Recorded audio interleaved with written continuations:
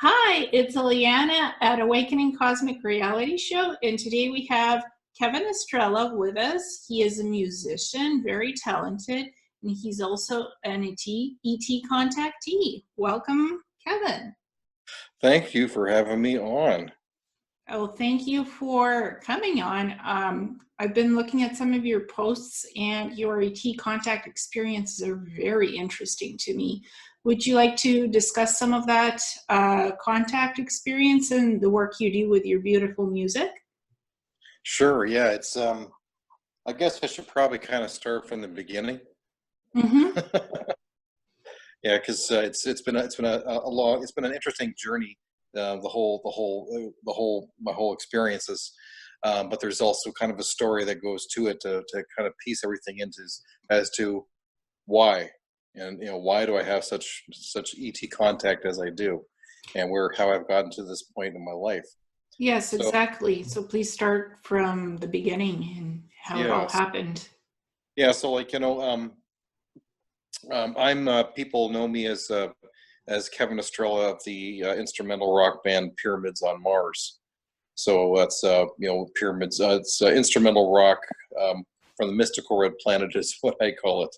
My music is very similar in style to guitarist Joe Satriani, being instrumental, but my influences are a little bit more on the neoclassical side, coming from the school of Yngwie Malmsteen, as I like to put it. And then from Yngwie Malmsteen, I dove right into and fell in love with his influences, which were Bach and Vivaldi and Paganini, Baroque classical composers. So that that's my passion in my music. But when I created Pyramids on Mars back in 2011, my intention was also to use my instrumental music as a catalyst to help educate people in regards to the extraterrestrial presence on Earth, and to waken people up to this reality. And I felt passionately and deeply about this for many years, since at least I was 19 years old when I first went to university. And it was somebody in university was one of the first people to ever have internet, and nobody had internet until 2000. This guy was like 1992, and this guy had internet. I didn't even know what internet was, and he was downloading all this, all these all these stuff from Bob Lazar, these images of the ships he was working on, and I became really fascinated with what this was all about. Which thus then I then started to pick up a bunch of books from Bud Hopkins, reading more about alien abductions. I hate that term, alien abductions. Um, it's more like wellness visits because I have them all the time. Yeah, or I prefer contactee experiences. Yeah, yeah. Abduction is such a horrible term. It's like everything has to try and make it sound like negative. It was never an abduction. That's only from the military ones. But anyway, so like I spent years and years educating myself on extraterrestrials to really understand as much as I could. And by the time I was in my mid-20s, I felt that that was my passion, and that was why I was here. I had to raise more public awareness. I was obsessed. No, I felt like it was like that was my life purpose. I'm like, guys, I'm here. I want to help. Just come down and tell me whatever I need to do. I'm here to help. I want like this. I got to do this. And it was like I always felt like that's how deeply I felt about what my mission was here on the planet. Well, little did I know that actually that was always the case, and that was my mission, because it would be August 21st, 2014, when a interdimensional craft would fly across my backyard, which would be my activation point, when everything in my life would change at that point.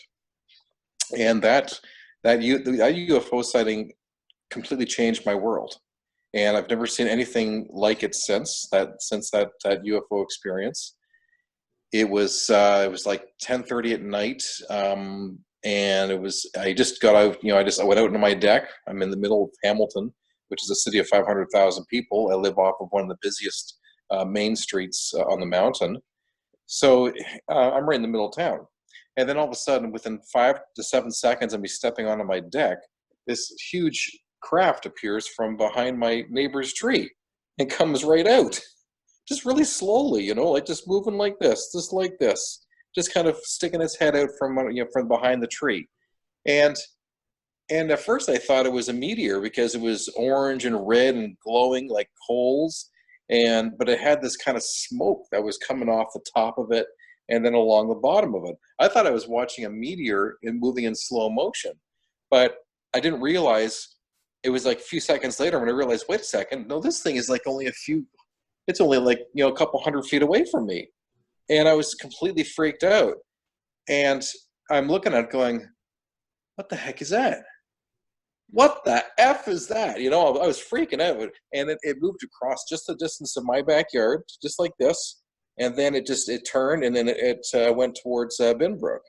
And then as it was turning, see what I realized, I found this out 6 months later because I didn't know what I was looking at. I couldn't describe the physics. It broke the laws of physics that I had known, and I was upset for 2 weeks afterwards because I couldn't make sense of it. You try and fit this into your reality of what you know is reality into the physics that you've seen. This thing displayed physics I had never seen before. I couldn't put my head on it. But it was plasma. It was covered in plasma. And then as it moved away, as it turned it to the side, it became so dark, and so it became so dark that it had no light whatsoever. It was just this black object, you know, as it was turning.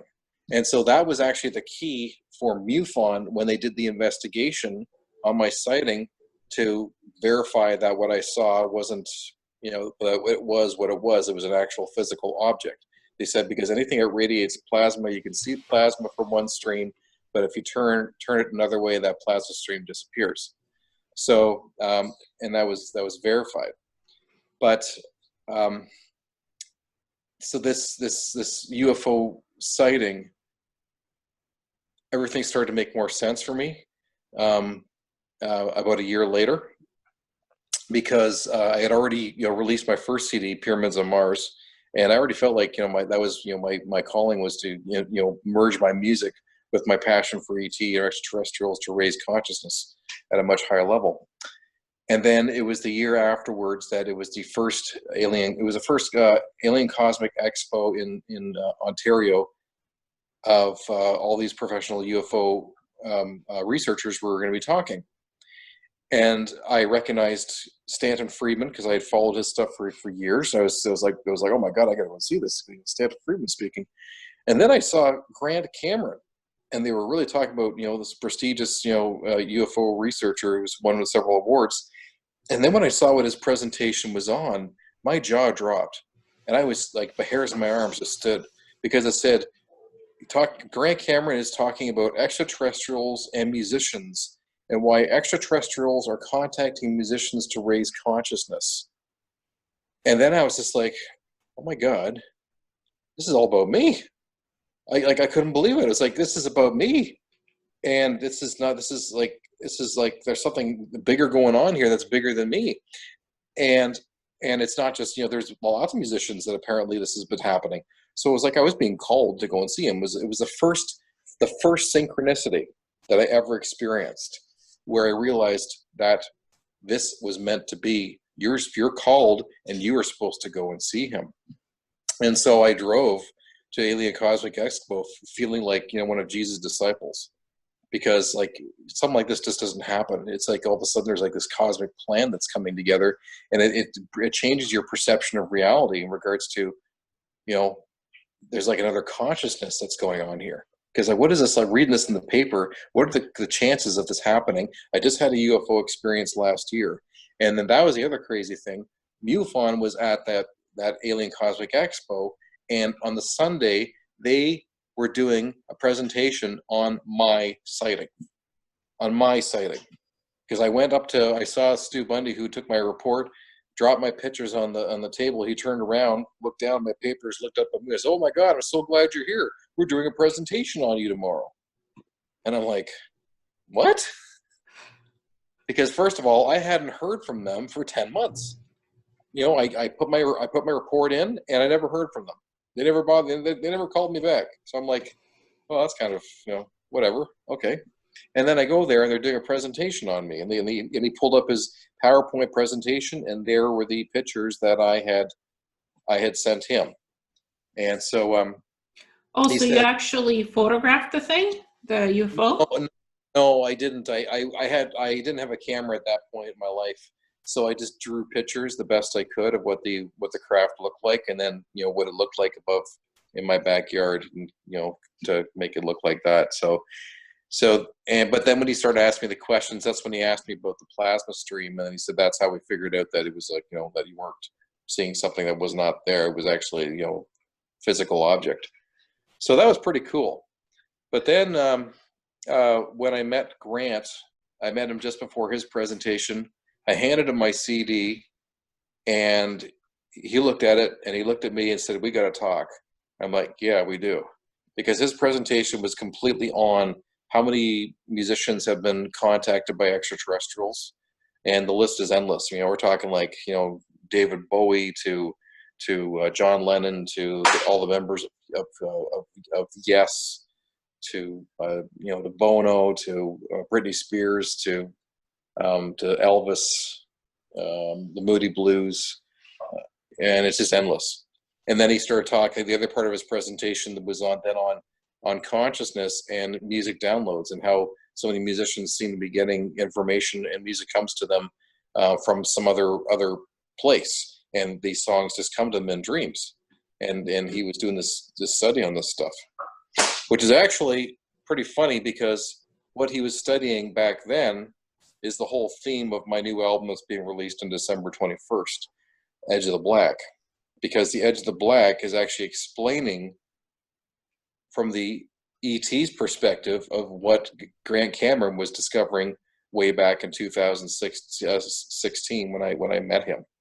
So it's kind of come full circle. And I think you reporting the experience of seeing the UFO to MUFON and actually drawing it made it legitimate, because they confirmed it and they had a presentation on it. Even though they didn't call you, it's a legitimate sighting. Because many ET contactees say, well, I see these craft all the time, but they don't report it to MUFON, so there's no evidence. Oh, you can draw it, you can take a picture of it, but you can record the time and stuff, but in the date. But if you don't report it to MUFON, there's not going to be any physical evidence of what you've seen, just your personal testimony, which is important, yeah. But if it could be logged in at MUFON, then it proves, yeah, there's something that was flying over the airspace where you live. That's not an airplane, that's not a meteorite, that's not an asteroid, that's not a satellite, not the ISS space station, but something of an unknown origin, a UFO craft. Yes, correct. Yeah, because they do their own investigation and analysis and knowing what's in the skies at that point. Because I told them the exact date, the exact time, the exact location where I was looking out, what I saw, and it was as specific as possible as I could, and to to give as much information as I could. Well, what else was interesting though was when I asked Stu Bundy, I said, well, how many other people reported this craft? Because there must have been dozens of reports, because it was so low to the ground. It was 50 feet in diameter, glowing like hot coals over the busiest area of Hamilton. And then he said, well, that's the thing. Nobody else reported it. You're the only one. And at that point, I got really concerned and I got scared. It didn't make any sense. It's like, there's no possible way that I'm the only person who saw this thing, because it was 10:30 at night. People are walking their dogs. It's a busy street, one of the busiest ones in upper Hamilton. And I'm the only one who saw this craft, and I didn't know what to think. So I called Grant, because he gave me his phone number, and I told him the whole thing. I said, this is what MUFON says. I don't know what it means. And he said, yeah, don't worry. I saw their presentation on Sunday. Yeah, we'll get together. We'll talk about it. And so we got together and we have a coffee. And I tell him the whole thing again about how MUFON says that nobody else reported it or saw it. And Grant Cameron, just calm as a cucumber, he's looking across from the table at me. And he says, yeah, that happens all the time. It sure does. I said, what do you mean it happens all the time? Says, yeah, one person see a UFO, nobody else does. Yeah, it happens all the time. It's called the Oz effect. Yeah, it's And specifically targeted at you. Only you can see it, and nobody else might be seeing it. Because yeah, the frequency of the UFO, it might be cloaked for everybody else, but it's decloaked for you because they can do that with these UFOs. yeah, I couldn't believe it. It blew my mind. But then he started giving examples of John Lennon, who said his UFO sighting was so close he could throw a brick at it. And then when he was screaming and yelling at everybody around the area, to all the other people in the buildings, apartment buildings, it was silent. It was like a ghost town. And he was yelling and screaming, look at this thing, and nobody was answering. He didn't know what was going on. He was so frustrated that he ended up, he wrote a song which the lyrics were basically, I saw a UFO in New York City and nobody cares. So that, it really bothered him. And then Grant gave another example of a couple who were being chased down a busy freeway by a UFO. And then Grant kind of stops him and says, okay, which freeway was it? Blah, blah, blah. And, is there traffic on this freeway? He says, yeah, it's packed all the time. It's a crazy freeway. And he said, well, how many cars were on the road when you were being chased by this UFO? And then they stopped and they thought about it and they realized, wait a second, it was empty. It was deserted. The whole street was deserted. So it's like, how are they able to do this? I don't know. But the other thing about it that helped solidify what Grant was telling me, why nobody else saw it, and I did, was I did a radio interview on the X Zone, Rob McConnell's show, the following after that MUFON, that ACE, Alien Cosmic Weekend. And after I did the radio interview, I got contacted the next day by the producer, who said that they did a investigation on August 21st, 2014, that night, to every place that they look at or contact regarding any anomalies that had been reported that night, and nothing came up. Zip, zero. So they said, due to the lack of evidence of your sighting, we are dropping your case. Don't ever contact us again. So, at first I was kind of upset, but then afterwards I stopped and thought about it. I said, wait a second. No, this is actually good news, because they actually looked into it to verify what Grant was already telling me. And it kind of made sense then, because now I got MUFON who investigated it and verified, what I was seeing was a craft. And then there's the lack of evidence of nobody else seeing this thing. So and Grant said, Kev, they're in direct contact with you. They weren't going for a beer run. No, they were going to visit you. And I've seen a lot of different UFOs that were flying over my house, and my mom sees them sometimes and she's like, is that a satellite? Is that the ISS space station? Because that's what floats in the sky, or Yeah. planes or choppers. This thing was silent. It was huge. It was hovering several days over our house. It's a huge craft. And my mom's like, oh my God, it has lights and the cylinders are spinning on it. To her, it looked like wheels, huge wheels. And she's like, I feel presences. I feel something. She's psychic, but she's like, doesn't tap into it that much. I'm like, I think you're seeing a UFO. And she's like, are you seeing it too? I'm like, yeah, I'm seeing it. It's here. So I took a few pics and it was like hanging over the house. But we didn't report anything. I haven't reported anything to MUFON. I find it intimidating trying to find MUFON Canada, because US, everybody knows MUFON. In the US, Canada is a little bit, I didn't know about MUFON until last year.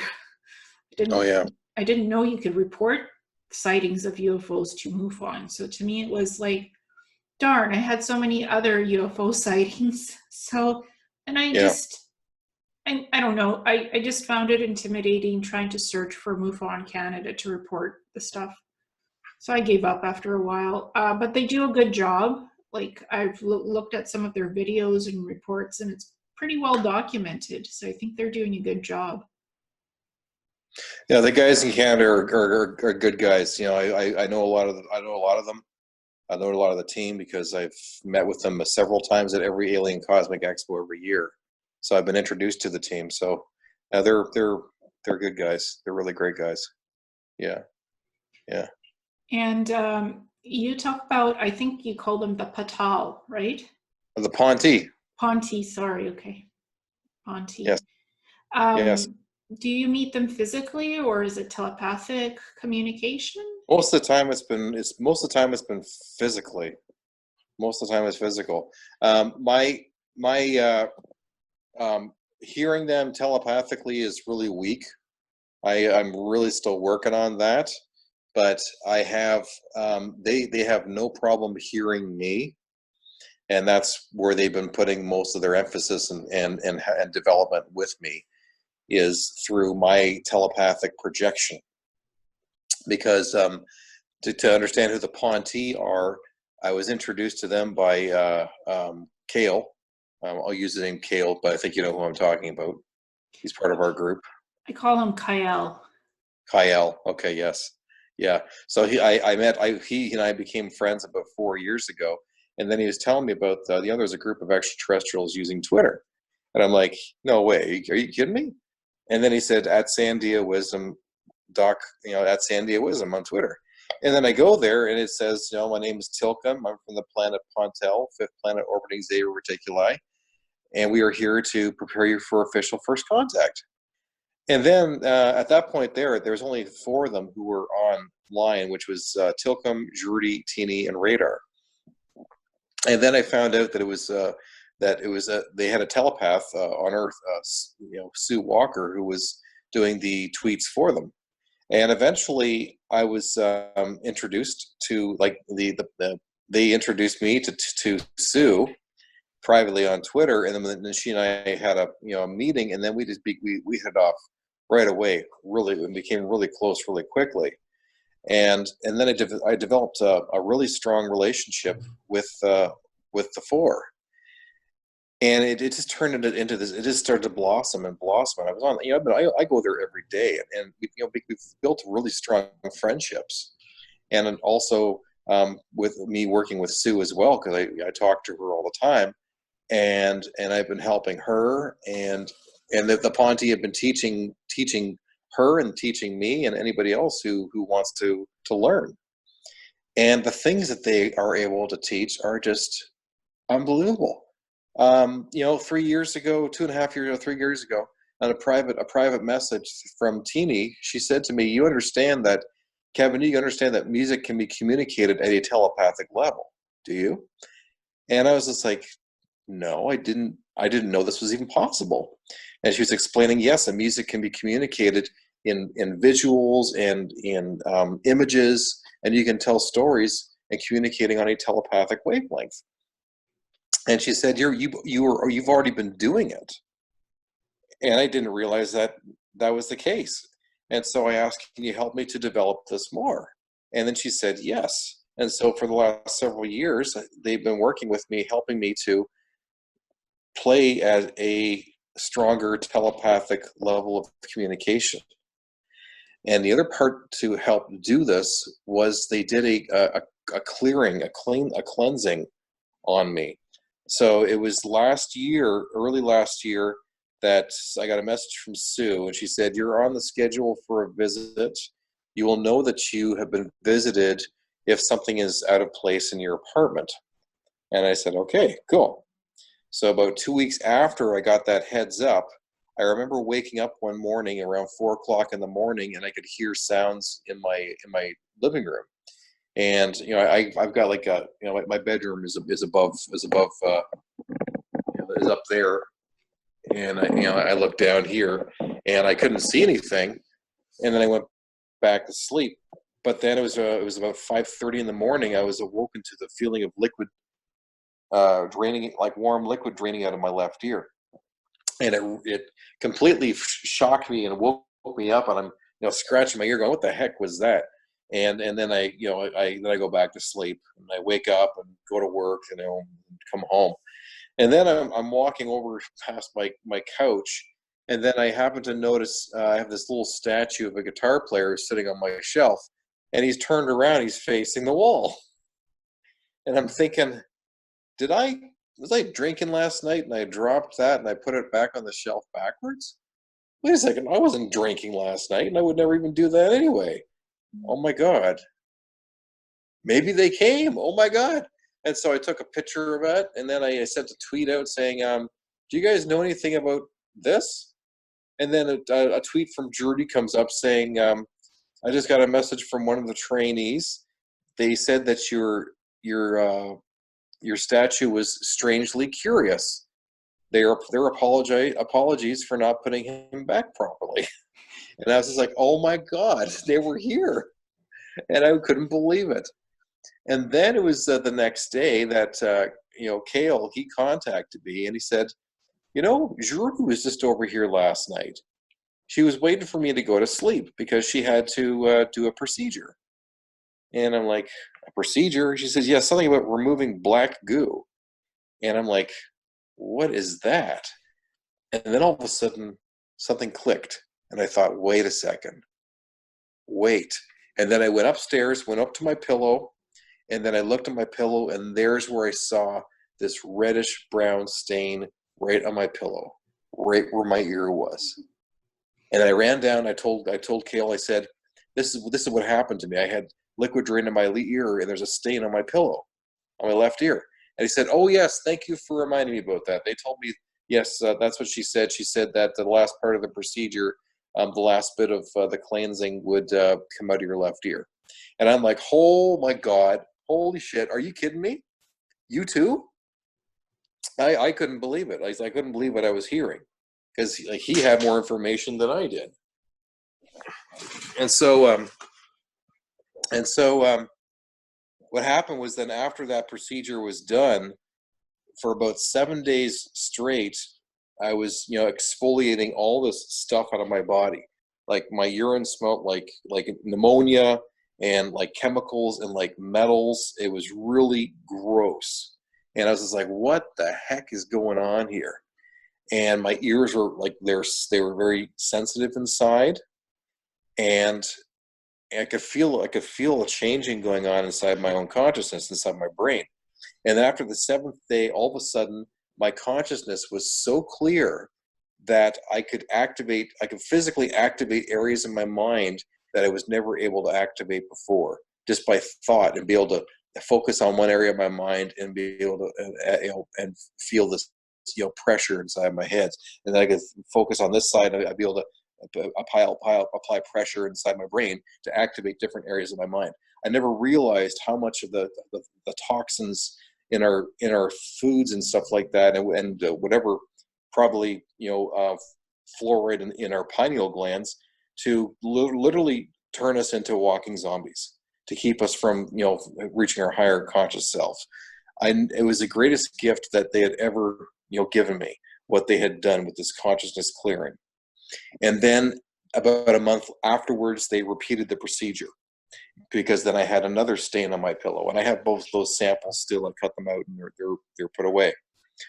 And then after that, then I have and had continuously a much stronger, constant telepathic connection going on going on continuously. And I believe that this was to help with my projection of my music at a much stronger telepathic wavelength. That's what I believe was with the purpose. And that's why they say they have no problems hearing me playing my music, and they can hear me in Albuquerque when I'm playing. So yeah. Has your vision improved after meeting the Ponti? No, my vision, I have good vision as it is. So I didn't really have any improvements with my vision. But they did, they've done several upgrades to me, where they've done some more work on my brain and stuff like that. I remember the most difficult one was they did something with my brain stem, and that was like, it was like being hit with a ray, like a stun gun to the back of the head. It was really intense, and it was a great amount of discomfort.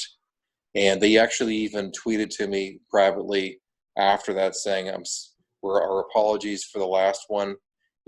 we know it's gonna hurt a bit. But it'll subside over in a couple days.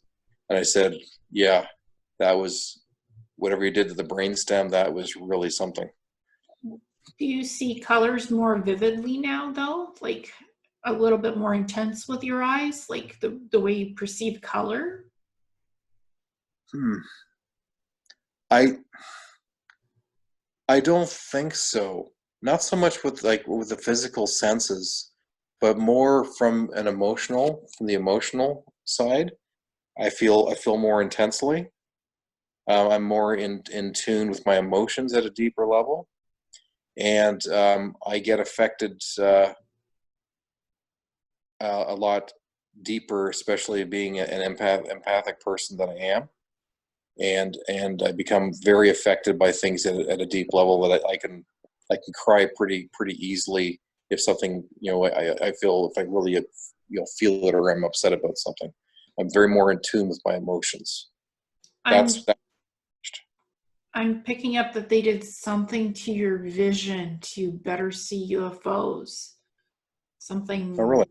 Yeah, just to enhance your vision for more clarity to see various craft passing by. Are you able to better see craft now? Like, I've seen a total of about 5 craft in my lifetime. I have. But that's possible. That's possible. I became aware of one above me at one point, a couple summers ago, when I was out in the backyard. My son's bouncing on the trampoline, and all of a sudden, it's just like, got this feeling like I got to look up. And I look up, and right there, flying right above my head, just below the clouds, was a cigar-shaped craft. A silver cigar, pretending to be an airplane, but it had no wings. It was pretty cute. And then, but as it went through clouds, it continued to glow, and then it just kept going. So I knew it was a cylinder-shaped UFO. can you see people's auras, the color of their aura around their body? No, I wish I could. I feel more sensitive to people's energies, though. Well, ask the Ponte so you can see it. Okay. With your eyes. There has to be some enhancement to your eyes so you can actually see the auras, not just feel them, but see them better. And that will make the music off the charts even cooler. Okay. I'll have to ask about that. Just something about feeling and sensing people's energies and auras. Like if they enhance your vision and you can actually see that, it'll give you so much inspiration for the music and the tonals for it. Oh, okay. All right. Okay, I'll make a note of that. That's why I was asking, well, are you seeing better? Is there something with your vision? Just because you could feel the energy and the emotions more now, but it just vision wise, it would be just stellar if they gave you a bit of so you could see the auras and stuff. Okay. All right. I'll think about that. Yeah. What do the Ponte look physically like? Oh, geez. Well, they're Zetas. They're shorter. They've got larger heads. Almond shaped eyes. There was those are just lenses, right? That just cover their eyes. Behind there, they have very beautiful eyes, and they're very human. They got noses. They don't look all the same. They're all very different looking. As different as we are. It's just they don't have hair, and they've got 4 fingers and different personalities, very different personalities. I know that they pick me up at least 50 times because they will leave evidence behind. I'll usually find sand in my bed. That's when I know that they've come and gone, because there's no sand here in Hamilton, and this is like dirt. This is dirt country. And I always make sure that I'm clean before I, get into my bed to make sure that I can track, whether I've been visited or not. And then sometimes I'll wake up, in the mornings, and I'll have sand kind of around my shoulder areas. There was one time, and this is one of the first times they came and visited me. Sue said, "Go check your shoes or your bed for red dust." And I looked at my shoes. I couldn't find anything. But then when I pulled my bed sheets back, holy cow! My whole body where I laid was all like red dust, and my whole pillow was covered in red dust. It looked like Sedona or Mars, I don't know, or Albuquerque, I don't know, but it was red dust from somewhere that was not from here, and I took pictures of that. That was pretty freaky. I don't know where they took me. Sue and Otter still have an inkling. They think that it's possible that they may have taken me to Mars. So I don't know. I wish I knew. But I've the Ponte I've had physical encounters with the Ponte. The first one was really quite amazing. It was I fell asleep on my couch, my futon, right here where I am right now. And I was awakened to the sound of 2 feet landing just a few feet from me, like da, like that. And I was awake, my eyes were closed, and I was so excited because I realized that they were allowing me to be conscious when they were visiting. And so I'm just lying there in the couch, pretending to be asleep. Little did I know, I didn't figure this out until a year later, that actually I couldn't have gotten up or opened my eyes anyway because they had paralyzed me. I didn't realize this. So, and then it was PETA. He came up to me. He put his arm underneath my neck, and then with his other arm, he put it underneath my legs, and then he just gently just picked me up off the couch and just held me in his arms like a baby. It was so incredible. He was so gentle and just picked me up and held me in his arms. And I gave him a telepathic hug of light, which is what I learned from them when they had visited me in Ozark.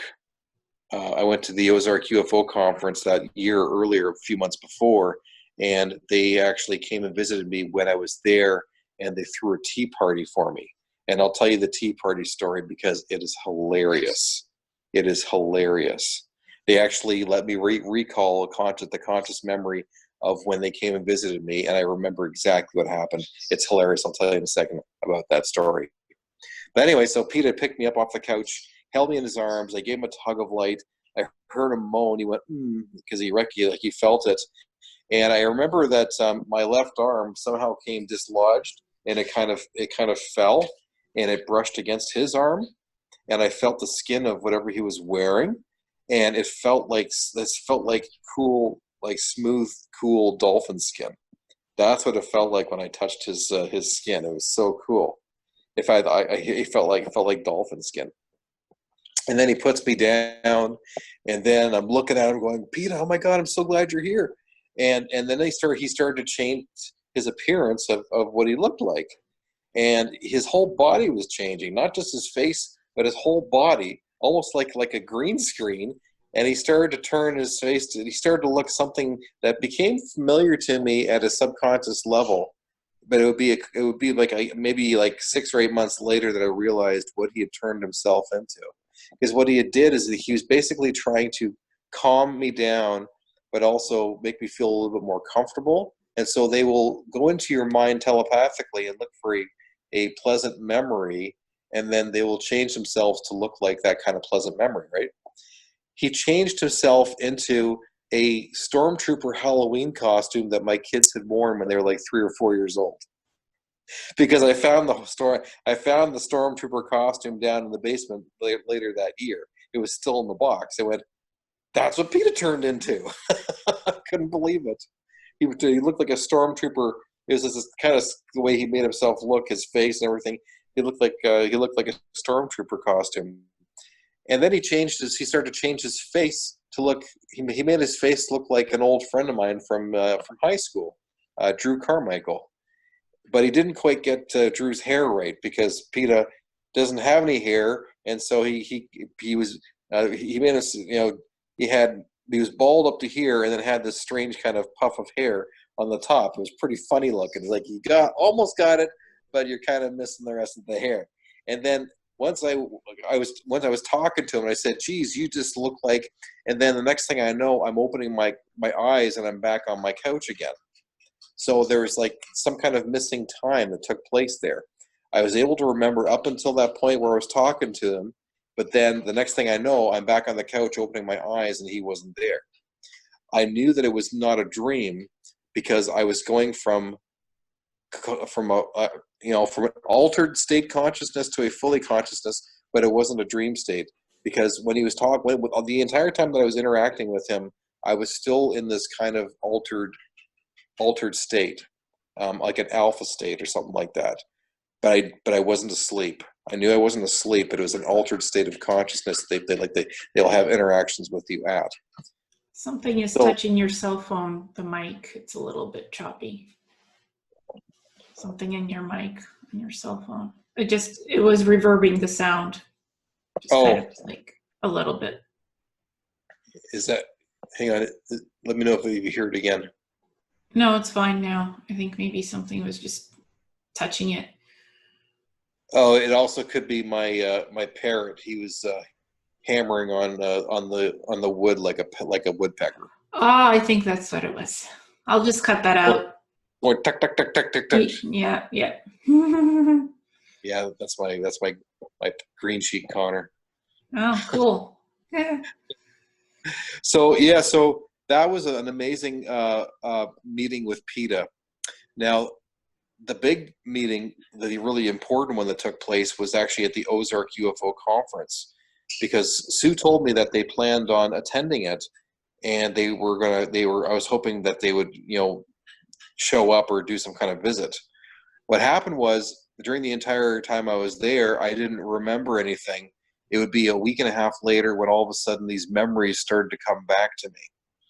And then I had this memory of, because I was staying with a friend, and we had this special suite that had a bedroom on one side, and then it had a party room on the other side. Really huge party room, which had like a full-length couch, a love seat, and a sofa and stuff like that. And I slept on the couch. I remember being woken up to radar jumping up and down at the end of the couch where my feet were, saying, get up, it's party time, just bouncing on the couch like that. And I'm thinking, why am I having these thoughts? What's going on here? What is this memory? And then I was talking with Sue back and forth. And then first I tweeted to them privately, and I said, I just have a memory of this. And I told him about it. And then Radar replied back, and he said, dude, we were placing bets on, when you'd get your memories back. Yes, we got together, we partied, we laughed, and you snorted tea out your nose. When do you want to do it again? And when he said snort tea out your nose, all of a sudden the memory just came flashing through. It was like seeing a movie trailer at the speed of like a half a second. I saw the entire thing. It triggered my memory to exactly what had occurred that evening. And this is what happened. I was sitting on the couch, and they threw a tea party for me. They came and visited. They threw a tea party for me. Radar is sitting on the love seat right across from me. Tilcom was sitting next to him. Judy, she was there too. She was on my left-hand side. And I had a cup of tea or something like that. And I remember Tilcom was talking about Radar, about something that took place that happened at the base, where Radar was like trying to hot rod his skipper ship, and something went wrong, and he's running around, freaking out, trying to get help from the older engineer before something really went bad. Okay. And then, like, keep in mind, all the communication is telepathic. Okay. So it's like I'm talking inside my head. And then all of a sudden I heard this deep voice that said, it sounded like Leonard Nimoy. It was Brinkman. And when I heard that, I knew I knew it was somebody else that it was in the room, but I couldn't see where they were. But I knew what that word meant, because that was an inside joke from Grayson, who was on Twitter a few weeks before that, and he was teasing Radar because Radar likes to do stuff that's on the dangerous side, and Grayson was referring to Radar's art of brinkmanship, and so we turned that into a joke of saying, you should, Grayson, you should name one of your brinkmen. And so they thought it was hilarious, and so they started. It just cut out the sound. So Grayson was naming what? So Grayson would tease Radar about Radar's art of brinkmanship, because Radar was always doing stuff that was just on the borderlines of dangerous. And so brinkmanship, I made a joke saying, Grayson, you should name one of your skipper ships the Brinkman. And Grayson thought it was a great idea, and he actually did name one of his favorite skipper ships the Brinkman. But then that became the nickname for Radar, was Brinkman, just in capital letters, Brinkman. And so that's when I was having the tea party, and all of a sudden this deep voice interrupted Tilcom saying Brinkman. And I'm thinking, when did Spock just enter the room? And I thought, Grayson. And then I turned my back, and there was Grayson against the wall. He turns, looks at me, and sees if I recognized whether it was him. And when I recognized him, that's when I must have had tea in my mouth, and I lost control, and I snorted it all out my nose, and I snorted it all over Radar, who was in front of me. I couldn't believe it. I've never done anything like that in my life. It was so embarrassing. I snort tea up my nose all over Radar. Drudy is like, doesn't know how to react because she's a polite lady. And then I just start laughing my ass off, because the other thing about this whole meeting being with them was this utter telepathic joy that I felt with them. I felt their emotions. And that's that telepathic hug of light I was telling you about. I felt their emotions. It was a combination of companionship, unconditional love, gatheringness, oneness together, and just the most incredible feeling of camaraderie and love. And that's the complex feeling of what this emotion was. You know how you can feel an emotion and it'll be a combination of multiple different things? It's hard to kind of point one emotion because they're so complex. That's what this emotion is. It was best to capture it.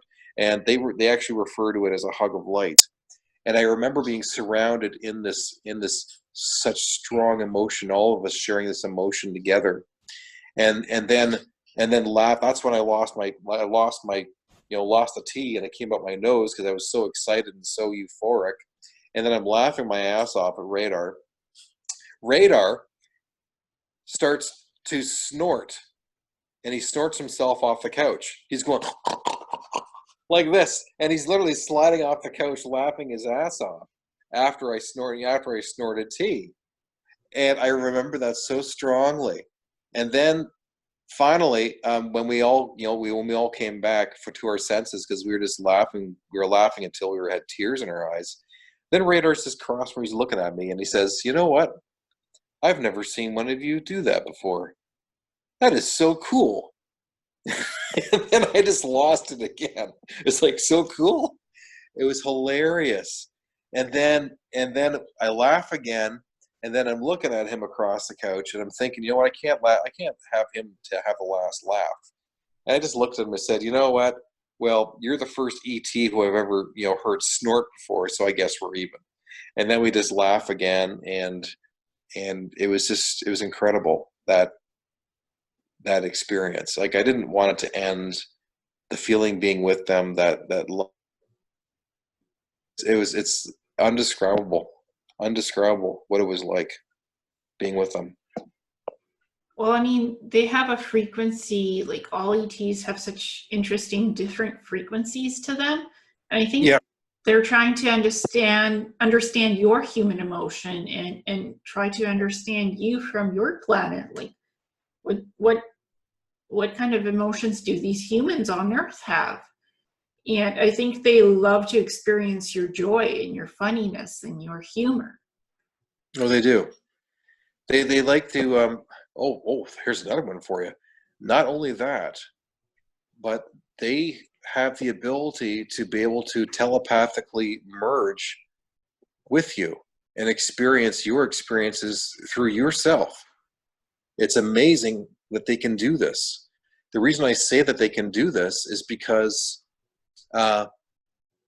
this summer I took my kids to Canada's Wonderland, which is a massive, park, with roller coasters. It's the largest one in Canada, and we purposely invited the Ponte to merge with us when we went on roller coasters. And there's actually a phrase that they use in their language, which is "Zhang Ma," which means merge with me. And so the three of us, me and my kids, we would get onto a roller coaster, particularly the Leviathan, which is so amazing because there's several points where you're actually at 0G. It's an incredible roller coaster. So we would invite the Ponte. I tell them 15 minutes before we were going to get onto the roller coaster, and then I tell them 5 minutes for, okay, now we're in the seats, and all my kids and I, we will all say Zhang Ma. And then we would go on the roller coaster, and I already knew that I was telepathically projecting like crazy my experiences through the roller coaster. The cool thing was 3 days later, Sue sends me a new portrait that she had been working on, and it was 4 Ponte sitting in a roller coaster with their hands up in the air going like this. And I said, "Oh my God, that was because of me." And she says, "That's why they wanted me to do this portrait." Because they telepathically did merge with me to experience what it was like with the roller coaster at Canada's Wonderland. They experienced it with me. And there's that beautiful picture of that woman in black and white. Yes. Can you zoom in a little bit on that? Is that a Ponte? Sure. That's Trudy. Trudy. Yeah, okay. That's Trudy. And Sue drew that?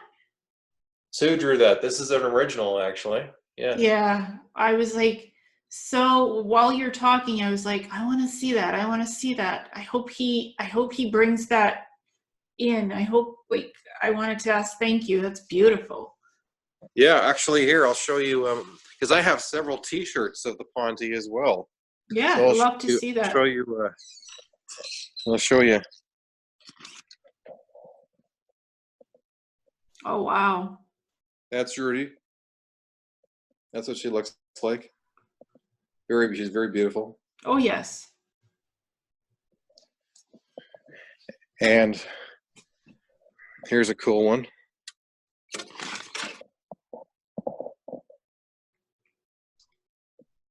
Wow. Yeah, that's gorgeous. I love how they're wearing robes. Yeah, that's actually like a scarf, a scarf over her head, like a shawl. Okay. She likes to wear shawls over her head to keep her head warm. Nice. Yeah. And then here is my buddy Radar, because he loves playing guitar. Oh, that's amazing. It's so cool that Sue can like draw images of them and send you the pictures, and then you can make clothing, T-shirts, portraits. Yeah. She's got a whole set of T-shirts that she's got that we sell. Here's the original T-shirt that we designed. This is the original drawings that she had first drawn when she was just learning how to draw again. This T-shirt here. Oh, that's amazing! Yeah. Yeah. And do This you actually have this actually says we're here. do you have one of Grayson? No, I don't. I wish I did. However, what I do have is because Sue also does portraits of Sasquatch, Hmm. and the Sasquatch come visit her all the time. And I've had interactions with the Sasquatch because of my visiting with Sue, and that the Sasquatch had been there too a few times. They would, every time I would stay in, I would sleep in their camper, and every time I get into the camper would start to rock back and forth really slowly, continuously. And I found out later on it was because there was a Sasquatch who was actually doing that every night. It was guaranteed they'd be rocking me back and forth to sleep. But if you could see this one, this is one of her portraits. I'm not sure if you can see the light. Yeah, I can see it's beautiful. That is one of her portraits of the Sasquatch. Wow, amazing. Well, she's a talented artist. Oh, she's amazing. She's incredible. Her work her work now, like the Ponte, how the Ponte have been helping me develop my my musical abilities, communicating on a telepathic level, and also the tonal language. They've also been and advancing her probably through downloads and the sort like that. And now her portraits look not just 3-dimensional but 4-dimensional. They look lifelike. Oh yes, for sure. The amount of detail in those drawings and in the clothing, that's sensational. It's like one of the best representations that I've seen of ETs, like being drawn like that. Yeah, So I can see that they inspired Sue to get back into the artwork. yeah, she's drawing all the time now.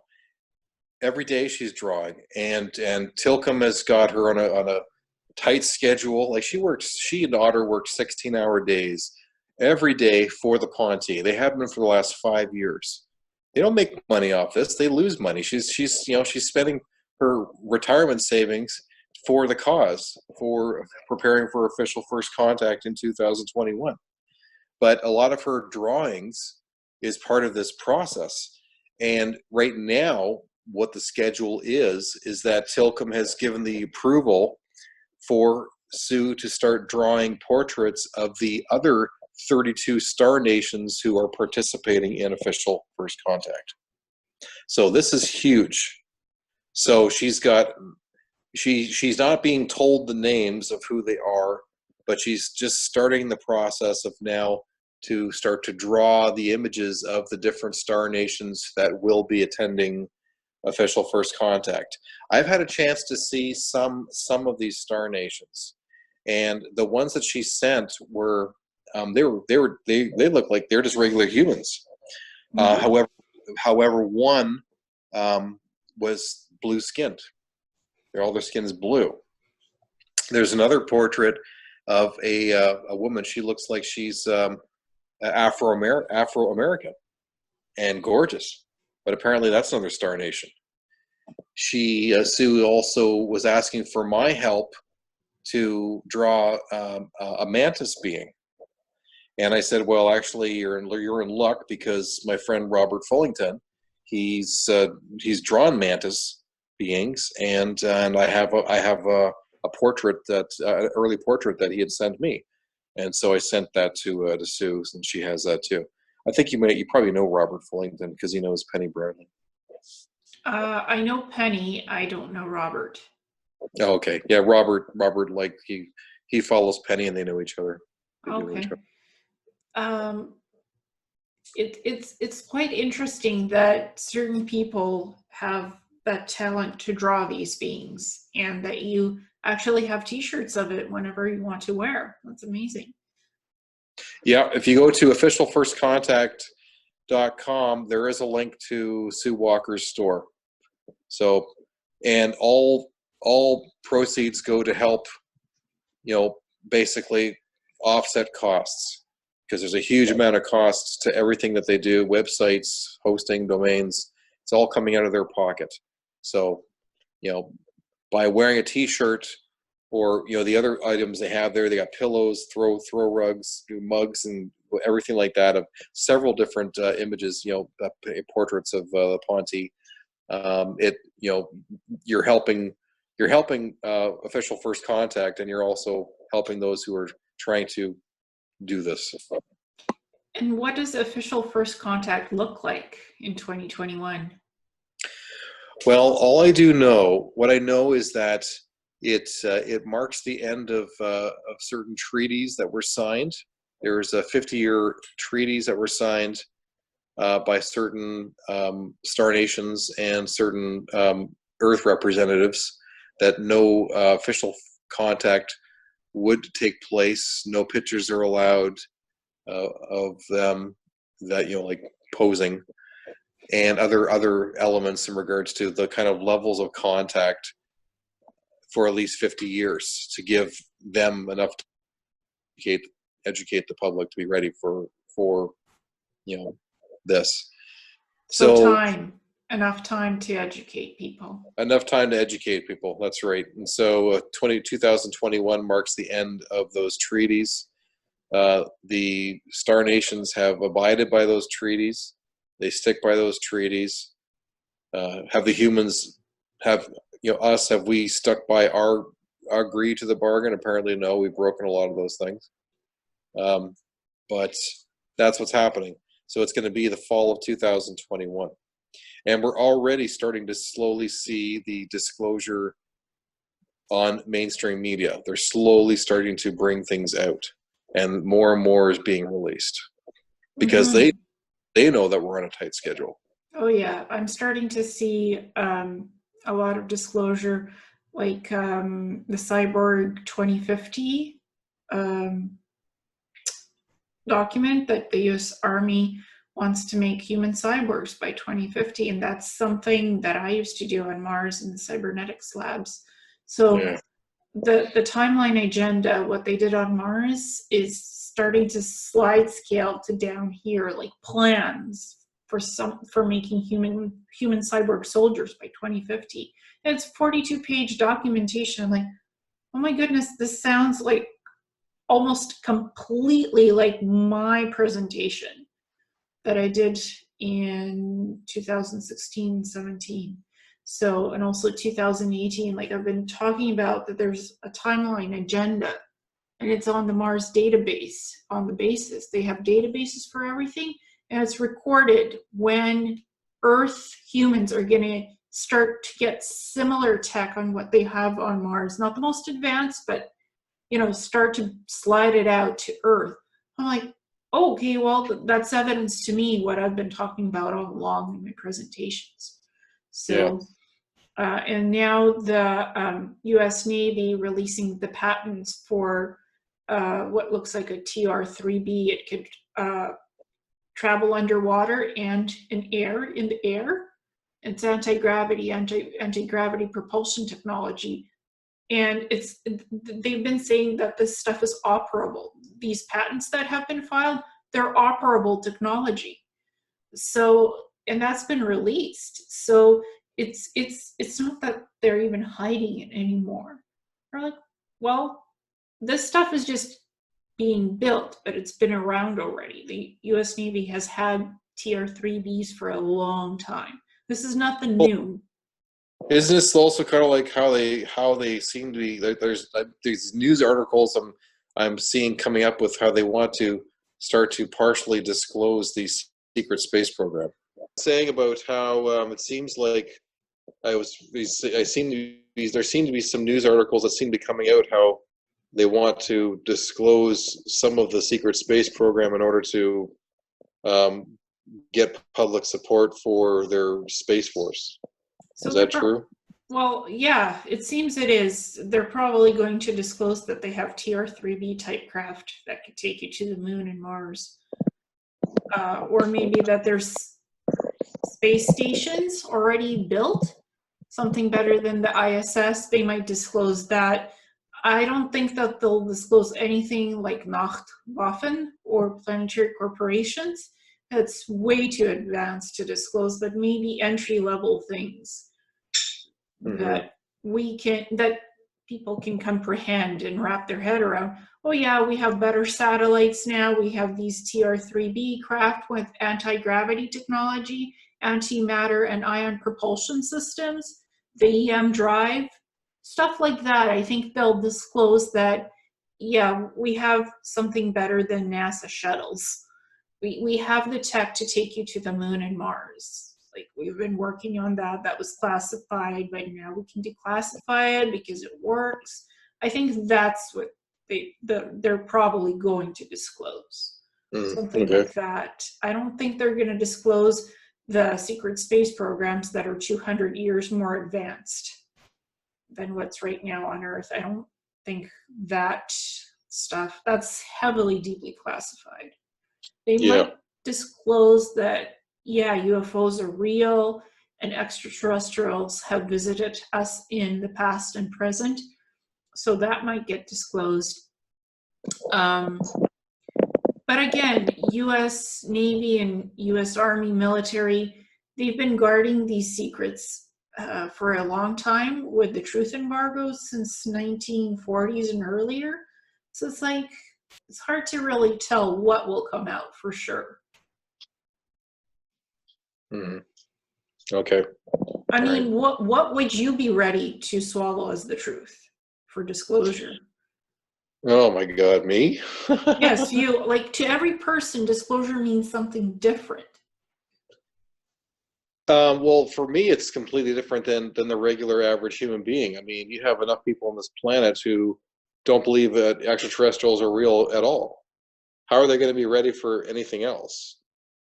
You know, especially, you know, if they're highly religious and they've been told all their lives that you know, aliens are demons. I mean, what are they going to do? They're going to go and, you know, kill their whole families to keep them from being taken over by the devil. You know, yeah, everybody has a different level of their understanding of how much can they handle.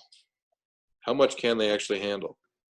And I see so much evil in this world and so much lack of compassion, so much lack of empathy with, you know, the whole abortion industry and how humans are not even worth anything except now, like, you know, the price of a fetus, you know, to sell a price of a fetus body. And it just disgusts me. You know, humans just disgust me. They really do. You know, do I think that we're ready for official first contact? No. Hell no. We have so much, our spirituality lacks so far behind from our technological advancements, and that's the reason why our society is heading for an inevitable extinction. And I'm not crying over it. I really am not. I'm not crying over it. Yeah, me neither. I mean, I understand what we are here on Earth and the higher dimensions and the ETs, and I see the bigger picture of everything, 360-degree angles. I don't worry about when I'm going to go extinct. I don't worry about natural disaster events or whatever. It'll happen when it happens, whether I'm here or not, whether it happens in my lifetime or down the road in the future. It's not things I worry about. I have today, and I might have tomorrow to live. So focus in on what you do have at this moment in time, and treasure that. I do. I look at every day as a gift, because for at some unconscious reason, I know that my timeline is short, so I'm trying to make it as best as I can with every day to do as much as I can. Because to some deep level, I already know. I just know. So you have a sense of feeling that you're not going to be living on this planet for too much longer, or something like that? No. I don't know why I know this. It's just It's just something you know. It's just something you know, and it's something you get to work with. Yeah, you're here. Might as well enjoy the moment and do the best you can with what you've got. You have kids, so you have love for your children, for your music, for your work, and you get this beautiful joy of meeting extraterrestrials, which not everybody has the opportunity to do. It's amazing. I'm blessed. I am so blessed, and I have such gratitude for them and their visits. I mean, it's not just the Ponte who has visited me. I've been visited um, by Sasquatch. I've been visited by 2 different types of reptilians, and I embrace it all. I embrace it all. I mean, I had a female reptilian visit me one time in my apartment, and that was very interesting. And then I had a chance to, Grant Cameron was a witness to this at the Alien Cosmic Expo in 2017, when a alpha draconian telepathically, I became a telepathic translator for an alpha draconian, and it was incredible. I mean, this guy's huge, huge, and I felt like my back expanded. I felt my voice dropped really low, and I felt these 2 huge things between my shoulder blades, which were wings. My whole back felt electrified, and I was speaking on behalf of him and myself. So I know what it feels like to be a dragon. I really do. I have high respect for for those alpha draconians. I really do. Mm-hmm. It was crazy.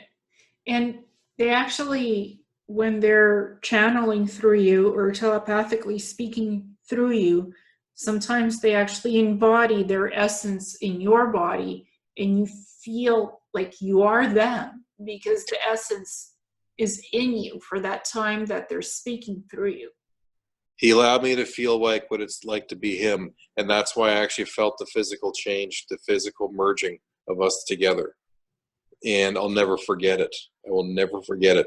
Like, as I started, like he basically, it was Ryan Stacy was doing a presentation. He's a MUFON guy doing a presentation on a case he was working on in Burlington with this woman and her daughter. And then he said he asked the daughter to draw pictures, and she drew a picture of this red scaled reptilian which had wings.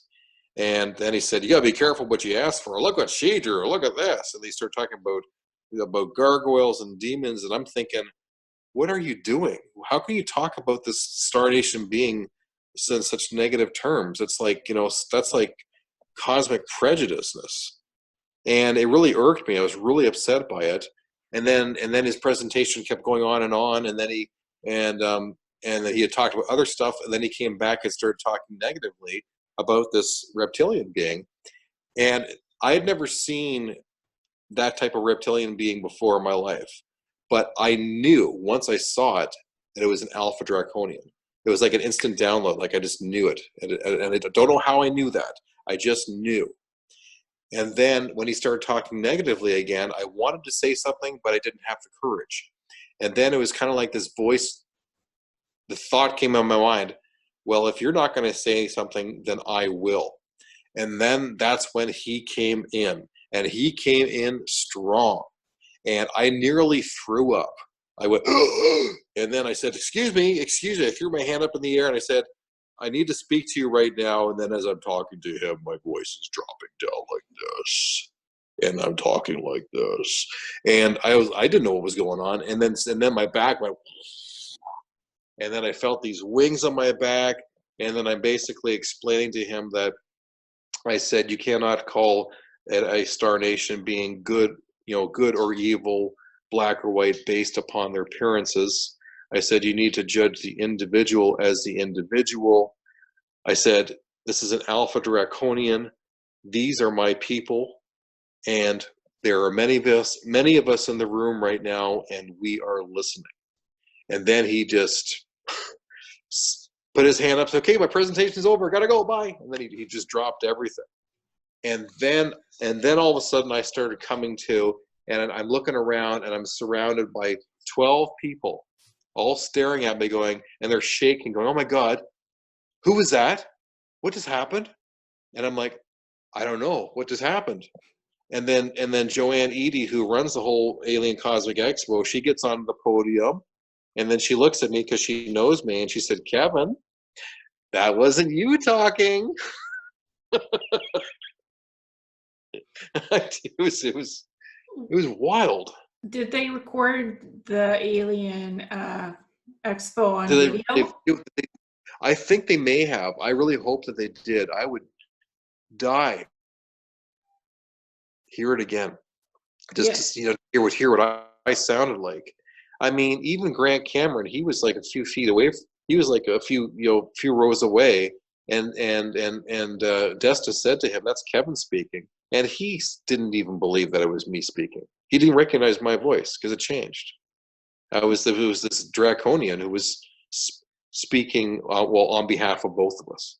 But the thing was, something kind of came to my mind recently, thinking, because I thought about it, because I said it with such authority when it happened.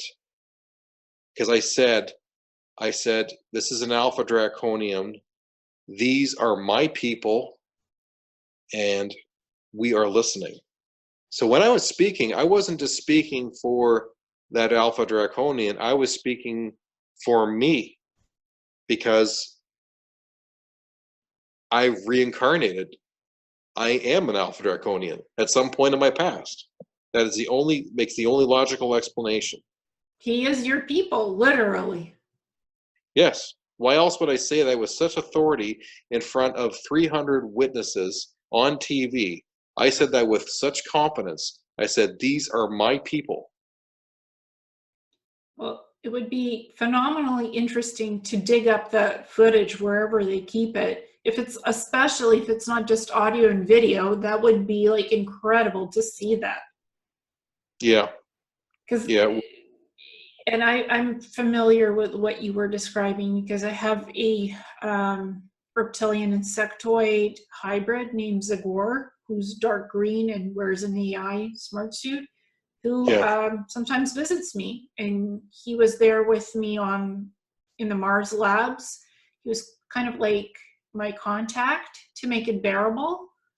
And whenever I would see him, I wasn't freaked out. He was just there. He was just part of the Mars Planetary Corp, I guess, crew who worked with humanoids in the cybernetics labs and on the bases. He was just a worker there as well, and he has connections with Nachtwaffen, the Dark Fleet. He is part of them. He admitted that to me, and well, he is part of them. He admitted that to me. Sometimes, like, I could physically see him. He's mostly cloaked, but he telepathically can speak through me. Like, voice drops, guttural language is. It's not even. He can't talk English. Like, when he talks through me, it's not in English. It's in his language. So then I have to translate it, and it's like, rachta ach ach nush achta, like that. I can remember some of the words what he says, and I don't sound like me. It sounds like a total male personality, like this immense energy. He's like, it's immense. It doesn't sound like me, and he can just come through and like talk. Right. Yeah. So people freak out, like, what in the world is happening? Like, somebody took her over. That's not her anymore. And he keeps yabbering in his own language, and I have to wait until he finishes, then translating English. So I try to warn people ahead of time if I sense him around, like, he might come through, so just don't get scared, don't get freaked out. I'm not having a multiple personality disorder episode. I am still me. It's just somebody's come for a visit. An extraterrestrial is here, and they're channeling or telepathically talking through me. This is what's happening. So I just try to calm people down beforehand if I know that he's like around and might just have a moment and wants to speak or something. Yeah. Because I don't want to freak people out and like scare everybody, but sometimes it's just, or he's talking to me, I'm just walking and talking to him, like I'm saying weird things in his language, because that's him speaking to me out loud, and then I'm speaking in English, and people are like, what the heck is she doing? So it's like, and I'm like, oh, I'm just having a conversation with myself, don't mind me, just don't pay attention, just just walk on your way. It's okay. I get it. I get it. Because they're like, sometimes they're not here physically, but they're speaking to you telepathically, and you're speaking back to them telepathically. Sometimes I slip up and I physically start speaking in their language to them. People are like, oh boy, she's a bit weird. So I try to be cognizant to not do that in public, because it looks like you're having a multiple personality disorder moment, and I don't have multiple personality disorders of any sort. I'm perfectly normal, perfectly balanced. It's just I talk to ETs. It's just, and sometimes it could be in the most weirdest, awkwardest moment in public. It just starts. So I'm like, ooh. And I try to telepathically tell them, not now. I'm in public. Humans don't understand this. What's going on? So, like, can you come back later? Mm-hmm. Just dial me up later. We'll talk. Just not now. I'm in the middle of a bunch of people. Like, I can't do this right now. Call me back later. Chime me telepathically. We'll talk. That's funny. Well, it happens, and my parents are used to this. I've told my parents the truth, and they're like, okay, well, she's talking to somebody. It's okay. No need to freak out about her. Everybody in the family understands. It's like they don't judge me or prosecute me for if I suddenly start talking in another language. Oh yeah. Okay. Yeah, so that's like My parents are quite supportive of me, which is great. My brother is coming around slowly, but so I'm still cautious around my brother in regards to what I say. I don't talk too much about stuff because he's a very analytical kind of guy. My parents though are supportive, which is great.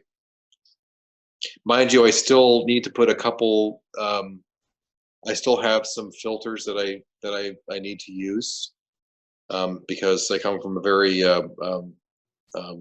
strong Catholic background. My parents are very, very Catholic, so I have to be careful about some of the things that I say because of my understandings of what I've learned about the all and the creator and consciousness and reincarnation, which still doesn't fit into what the Catholic Church has been feeding people. Let's put it that way. Yeah, So this disclosure might really change viewpoints on religion and things. I really hope so. I really do, because I've learned so much and learned so much about what the Catholic Church has changed and withheld and invented in order to maintain a strong control of people and to keep people from actually spiritually evolving. So, and that's my beefs that I have. I got a lot, but I've, because of my quest for truth, because I've got to actually do have a degree in philosophy in truth seeking in the ADOS EADA, looking for truth and searching for truth. That's why I've been spending my whole life to understand, to get to the bottom answers, looking for, you find as many resources as you can. And when things start talking about the same type of things from different people's perspectives, then you get a better, closer idea to understanding what the truth is when everybody starts talking about the same thing. It's a long process, and I've learned a lot, and I've been told a lot from people, from the insiders, people who Vatican insiders actually I've gotten information from. So I've learned a lot, and I do talk about these things on my radio show. Yeah, and I'm a researcher, so I try to look at it from scientific and logical point of view, but I'm also an ET contactee and an SSB asset. So how do you merge the research with what's beyond belief, literally? What's the other? I call it the other stuff, other than the 3D. I'm like, well, try to explain it in the most logical sense that you can, that's explainable to people who don't experience that, so they can understand it in easy terminology and try to wrap their brains around it. It's not that hard actually to explain. So I'm like, just be logical, concise, and precise, and people will eventually understand. And if they can't, they're not ready for it. And that's fine too. Mm. It's like slow. Sometimes you have to go slow with disclosure. Sometimes you can go fast. Every person is different. Every group is different. You can't go at the same level, at the same scale, because we're all different. We're all human. We're a human race, but we're all different in personalities, beliefs, understandings, and the way we process how we take in info. It's not at the same rate, and that's fine. No, and sometimes, yeah, everybody's at a different level, and it's in trying to talk to somebody at their level of what they're comfortable with. That's the trick. So if I'm talking to somebody, I try and probe them and ask them certain questions so I can get an understanding of what their level of understanding is, so that I can talk to them at their level. Because if I start talking about, the more advanced stuff, they're not going to have any clue what I'm talking about, especially when I start talking about tonal language, But, and the same thing I've experienced too. I spent, I had a great vacation with Kale and Penny. I hung out with Penny as well, and Lou. And I learned so much about, the SSP, hanging out with them. But, oh my God, Penny has so much information, and it's so deep. It was like literally getting a brain surgery course in 3 days. And I was absolutely exhausted. At one point, I feel bad because I actually kind of yelled at her. I said, stop, stop, stop. I can't take any more. I just want to watch this movie. Can we just watch Iron Skies? I can't take any more because my mind's going to blow up. Well, did Kyle give you the movie of the SSP Nachtwaffen ships? Did you see that one? The movie?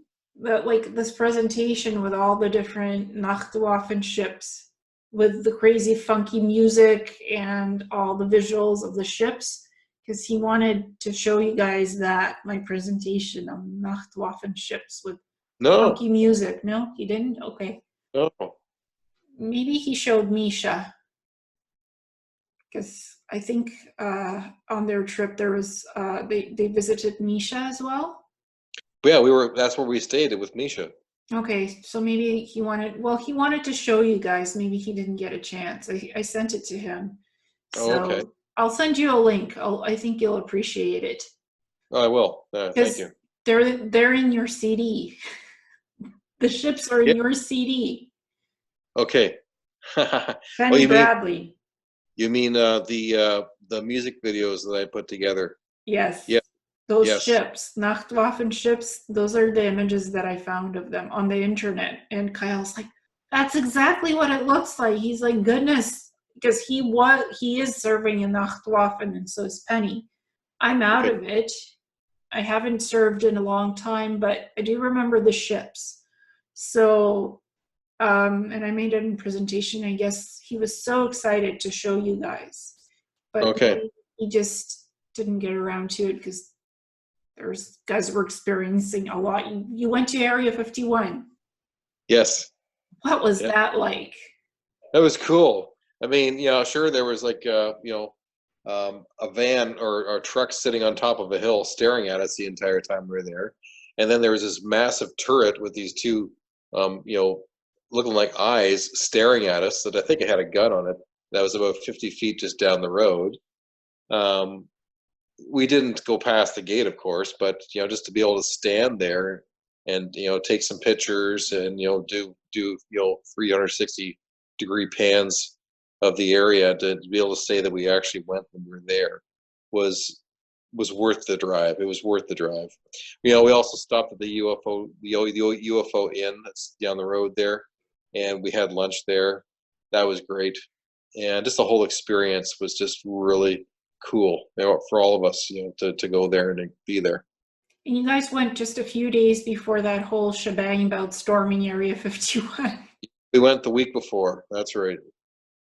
Yeah, that ridiculous thing. Yeah. And only 100 people showed up and somebody peed on the fence. Got arrested for it. Whatever. It's like you don't storm a government classified facility, military facility. The guns are going to be out. The security, the military security, the police, they'll just line up on the gate and they won't let you through. Yeah. You can't storm a place like that. That's just not possible. You'll just get arrested for making a public nuisance of yourself. Yeah. And I remember John Lear said that they can be kind of nasty too. I mean, what happened to them was when they got their Area 51 and they were in a jurisdiction area they shouldn't have been. A jet flew right over top of them, and the sonic wave was enough to shatter every single glass in their car. And then they had to drive back to town without a windshield. And they could have done the same thing to everybody who went to Area 51. They could have done the same thing. Yeah. And you wouldn't be able to do a damn thing about it. No, they just arrested a few nutters who defaced public property. You know, somebody went to pee on the fence. It's like and it caused a huge media sensation. 2 million people are going to show up to storm Area 51, signed up for the event on Facebook, and then 90 to 100 people showed up, you know, took some selfies with the fence, with the different shops, with ETs, the inn, had a huge funky, 10,000 people showed up to the festival that they had, and everybody had a fun time. And nothing really happened. Nothing got disclosed. Nothing changed. You got to see the fence of Area 51. Nothing is on the surface base of Area 51. Everything that's classified and, you know, the alien reproduction vehicles that were reverse engineered, that's all underground. Like Bob Lazar was saying, you drive out to S4. It's not on S1. It's S4, man. And it's mostly underground. It's not going to be in the surface level hangars. It's in the underground tunnels and the underground base facilities. That's where the cool stuff is. It's not on the surface. You're not going to find advanced aerial propulsion technologies inside Area 51 hangars. You're going to find outdated things that already have been, you know, manufactured, maybe not specifically declassified, but it's not anything that's interesting. That the good stuff is underground. Mm-hmm. In Area 51, at least, like Cheyenne Mountain, again, it's in the mountain. It's underground bases. All the good advanced tech, you know, aliens, reversed engineered technology, that's all underground. It's not on the surface. Yeah. Mm-hmm. So, you know, even if you stormed and bridged Area 51, all you'd see is guards pushing you backwards. You wouldn't even get into the facility itself. There's nothing really fantastical about that facility. It's a military Earth-based facility, nothing more on the surface. The goodies is underground. They're not going to let you won't even find the entrance to the underground facilities. It's well camouflaged, it's well classified. The government, the US government and other world governments are good at keeping their secrets. You might yell and want, oh, give me full disclosure. People are saying it's going to happen in 2020. I'm like, roll my eyes, good luck with that. Maybe in 2050? If we're lucky. I highly doubt we'll get full disclosure from governments of any type. Disclosure is not going to come from government. It's going to come from, you know, as they put it, official first contact 2021. 32 star nations are involved. It's going to be them.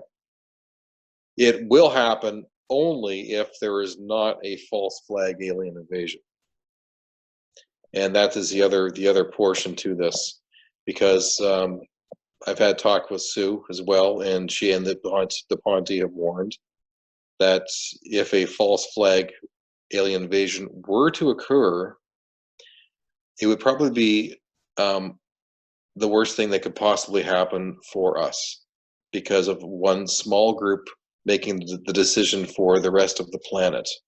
Because official first contact, as I said, would be canceled because they were here to have a celebration and to have a party and to bridge um, cultures for the first time. And if you're being accused of murder, do you think you're going to show up to a party? No. Official first contact would be canceled, and then whatever earth changes that are going to occur, they were going to offer help. They were going to offer help. And they also said say goodbye to trillions of dollars in intergalactic trade. So is there a lot to lose for a small group if they decide to, host a false flag? Yeah, might as well, put a bullet to our heads. And who would be the perpetrators and the orchestrators of the false flag invasion? Do you know? Well, the military industrial complex, the ones who have been, doing all the stuff behind, without the law from the very beginning. Well, planetary corporations and Nachtwaffen might have something to say about it because it's not in their best interest to have a false flag invasion. They've been keeping the SSP secret for a reason. It's bad for business if there's the military-industrial complex stages a coup to have a false flag invasion. Then that exposes that there's something else out there. Planetary Corp and Nachtwaffen don't want full disclosure that these programs exist. I'm sure they don't. So if it hasn't happened yet, it probably won't happen anyway, because there's other interested parties who want to keep their secrets secret. Well, I really hope so. But, like when I was at Ileana Cosmic Expo this year, Randy Kramer was speaking. And apparently for wherever he gets his information from, he's told what he's supposed to talk about. And his whole entire presentation was basically trying to get support for people to embrace a false flag. They want to have a false flag invasion. They think that it would be the least amount of casualties. And he went on to explain their logic in regards to that. It would start a war here on Earth, and it would be less damaging, and then they would then have a couple years later have the superhero group show up to come in and stop this other group, alien group, and then they would then the humans would win the war, and then it would open up the gates for interstellar trade. I'm sorry, that doesn't jive at all. That was that's what Randy Kramer came on, said that's what his whole presentation was about. I had a splitting headache the entire time he was talking. I have the deepest respect for Randy Kramer, but the scenario doesn't fit the bill for me. Planetary corporations, Time Corp, Nachtwaffen, it's bad for business. It's bad for business to have disruption on Earth of the calm and the peacefulness. It's not calm and peaceful here, but according to their standards, they have it made. This is fantastic how we are right now. Zero disclosure, money being made, trillions, billions going to them in black ops projects. Fantastic. Status quo. Excellent. Keep it going like that.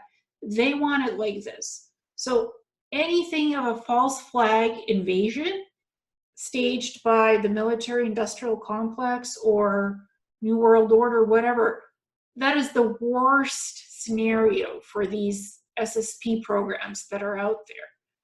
They'll probably have none of it. They might intervene and like shut it down, like totally shut it down, because they want to keep making money. They want the secrecy. They want the trillions, the billions. They want the galactic trade going. They want all of those treaties in place, going, going, going. As long as they can keep at it, they will. So, you know, good luck with that. False flag invasion, good luck with that. Yeah, that's what I said, you know, and yeah, I couldn't believe what Randy was going on about. They, you know, what that's what he was. That's what he was trying to promote and trying to get people to back up to, you know, to agree that a false flag would be in the best interest for us. And my suggestion to you people is, if you've got a friend who lives out in a farm, you may want to move away from the cities. It might be the only safe place to be. And that was his advice. Well, my advice is don't fall for anything that doesn't vibrate well with you. Yeah. Because the frequency and vibration of any agenda and scenario set out by anyone or anything, if it doesn't vibe with you, don't buy into it. Just try to get a different positive timeline going where that stuff doesn't happen. Because, and I've been hearing about, oh, this solar flash is going to come. It's going to kill all the goop. It's going to kill all the AI. But it's going to take out all the satellites, all the communication systems. Civilization as we know it would be over, and we're back into the Stone Age because everything is wiped out and you have to start from scratch. Like, how is that good for us? Many people, you won't have water, running water. You won't have heat. You won't have electricity. You won't have communications if a solar flash event hits us, the big one, you know. Yeah. And the poles go wonky wonk, the poles switch. That's an Armageddon situation. It's a natural disaster. But the more people that buy into this rapture, that'll make everything better. Because it won't. It'll just ruin civilization as we know it. So I tell people, don't buy into this quagmire that somebody's selling to you. Think about the reality. Like, what does this mean if the solar flash happens, or if this false flag alien invasion happens? That's not for our highest good. Yeah. That's not a positive change of anything. That's stirring up chaos, like cosmic troublemaker chaos. We don't need that. Peaceful disclosure, you know, first contact, stuff like that. Disclose at your own pace. Yeah, exactly. If disclosure is based on deception, that's a human way of thinking. Exactly. Is that a Star Nation way of thinking, who are millions of years more advanced than us? Honestly, it's just going to show that we're that immature, that we're not ready. Yeah, I mean, just energy goes where energy flows. So the scenario, the agenda you buy into, you might just make that happen. It's like, be careful what you wish for, because you energetically from the ether can manifest an idea into the physicality. Yeah. And the law of attraction manifestation, if people have agendas, maybe it's not Randy Kramer's agenda, but he's just warning everybody about what could happen. But in a sense, he's promoting that agenda, unfortunately. A lot of folks got angry with me when I presented the cybernetic stuff that's being planned. They're like, you're inserting yourself into that narrative and agenda. I'm like, I was part of that narrative on Mars. I'm not inserting myself into this. I'm just warning people what the plans are. It's not my plans. It's the U.S. Army plans and the DoD, Department of Defense and Intelligence. I'm just warning you that this could go down, but it's not my agenda. I was part of the narrative on Mars, been there, done that, worked in the cybernetics labs, horrid atrocities, no human rights laws at all, no human rights, nothing. You're helpless. I'm not promoting it. I'm just warning you about the agenda. So maybe Randy Kramer was just warning people. Maybe it's not his agenda. I'm just trying to see it from his point of view. It's like he's been told by his higher-ups, this is coming, warn people about it. I don't see how that's for the highest good, the false flag alien invasion, not for the highest good. But he's saying what he's been told to say. Because that's the plan. So might not agree with the plan, but He's allowed to disclose that, so he's disclosing it. I'm just trying to understand everything from everybody's point of view here. I'm not Yeah. Randy Craner. I don't live in his mind, so I don't know. Yeah. He's a good guy. I've talked to him a few times. Good guy. I hope he has positive intention, and I wish him all the best. I just don't want a false flag alien invasion. It would cause a lot of damage and kill a lot of people, and calamity and casualty. That's not for the best of humanity. And It's not. a huge amount of distress. It would psychologically, destroy the planet. Honestly, people wouldn't be able to handle it. No, thanks. I'm not consenting to that agenda. I'm saying no. Physically not consenting. I don't want that. No thanks. I don't want the solar flash either. No thanks. Yeah, I know. In fact, I'll try to block those energies and those agendas, just energetically, like, stop. Because if you think about it, you can actually block it. You can send out energy and manifestation, so that stuff doesn't happen in reality. You can switch out timelines and realities. The more people that put their minds to not wanting something dastardly and chaotic, you can actually stop it if you visualize not having that agenda happen. It's been done before, so why not? We all have that powerful manifestation, that energy, that mind, creator beings. We can do things. Mm-hmm. Just we don't utilize half the things that we could be doing. Yeah. Abilities we have. So, like, I'm saying no. Up to each person what you want in your reality and how you go around manifesting what you manifest in life. Yeah, I agree. So I think the lesson of the day is, don't buy into what you don't want. If you don't like it, don't buy into it. Simple as that. Yeah, I agree. Yeah, I'll leave it at that. Is there anything else that you would like to add or share? Oh, just for people to check out my album that's coming out December 21st. It's already got magazine reviews coming through like crazy. I've got lots of premieres, lots of magazine doing premieres on different songs, and this album is really getting attention. It really is. So I'm very proud of it. There's a lot of important things that are happening in this album that are all from the teachings from the Ponte.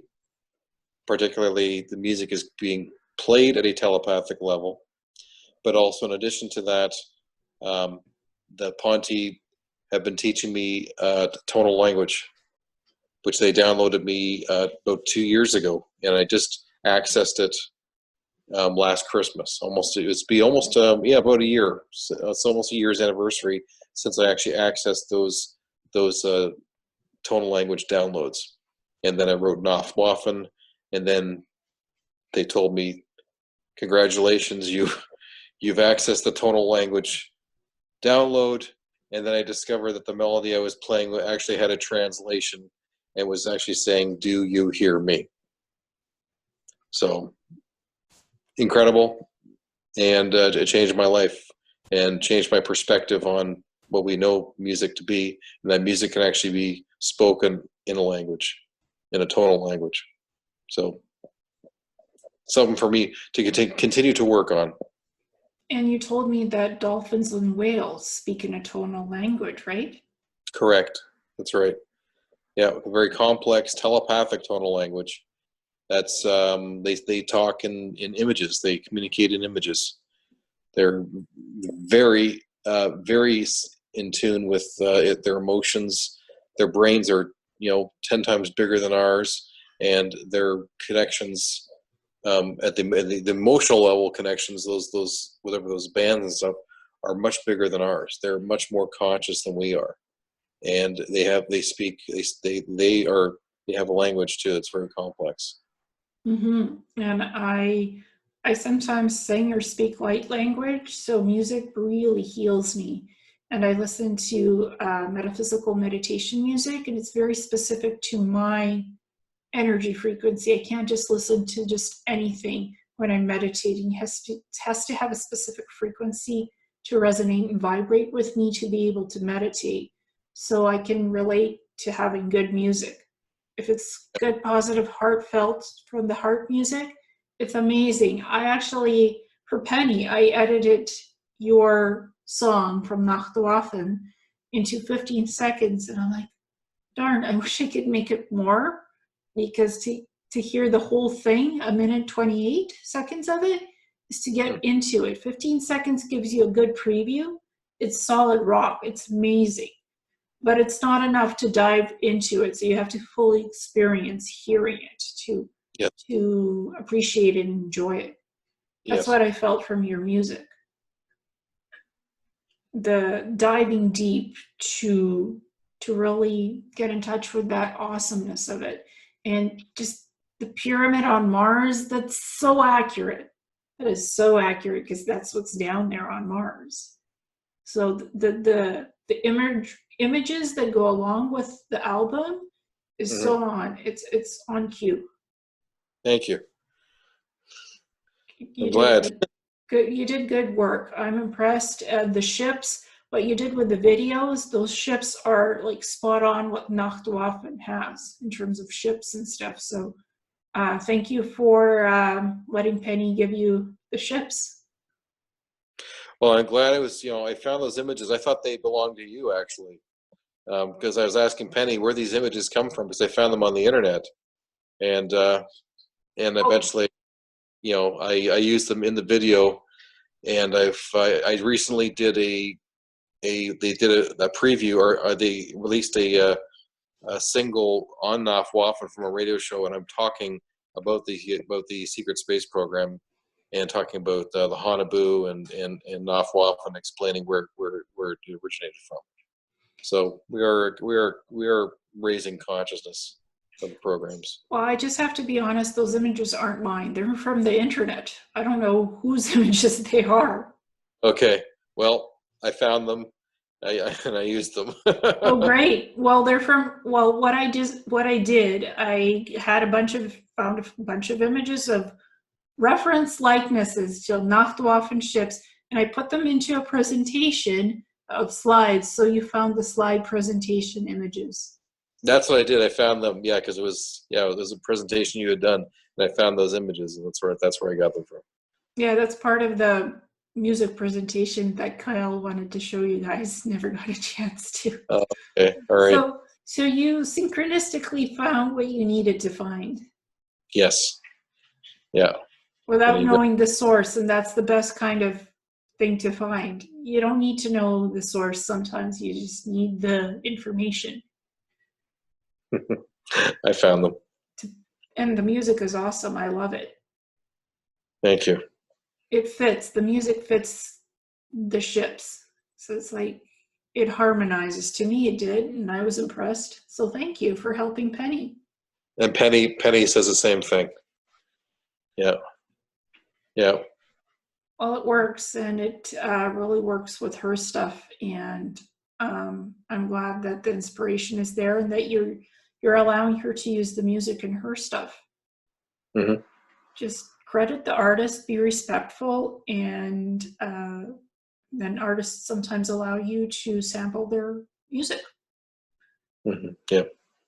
That's how it works in this industry. You can't just grab somebody's stuff. You just give them the credit and have their permission to sample it on an intro for a video, and it'll be good.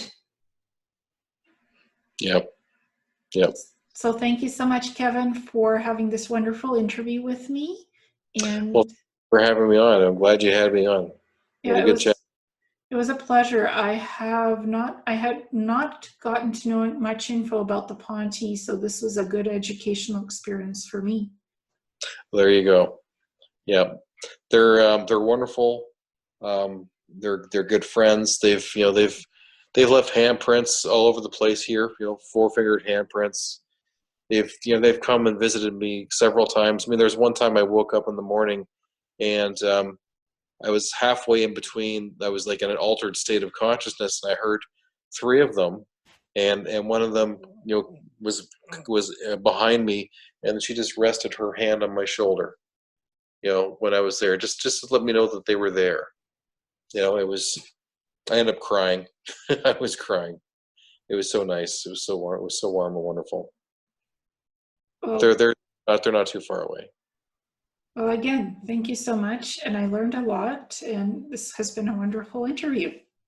Thank you so much. We'll catch you. We'll catch you on the other side. Yes, exactly. Have a good day. Bye. Take care. Bye-bye.